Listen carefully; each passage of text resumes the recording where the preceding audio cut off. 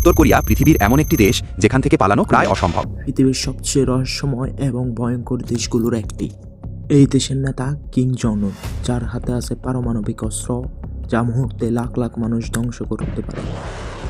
এখানে সাধারণ মানুষ স্বাধীন না, ইন্টারনেট নেই, মিডিয়া পুরো কন্ট্রোল, এমনকি ছোট ভুল করলেও কঠিন শাস্তি দেওয়া হয়।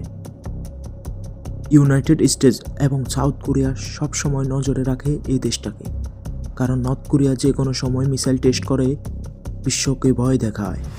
কারণ নর্থ কোরিয়ার কাছে আছে অত্যাধুনিক সব মিসাইল, অত্যাধুনিক পারমাণবিক বোম।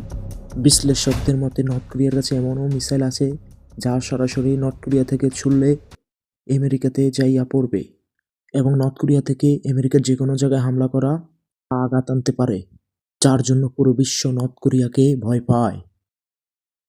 তোমার মতে নর্থ কোরিয়া কি সত্যি এত বিপজ্জনক? কমেন্ট করো। ভিডিওটি ভালো লাগলে লাইক করো এবং চ্যানেলে নতুন হয়ে থাকলে সাবস্ক্রাইব করো। Thank you for watching.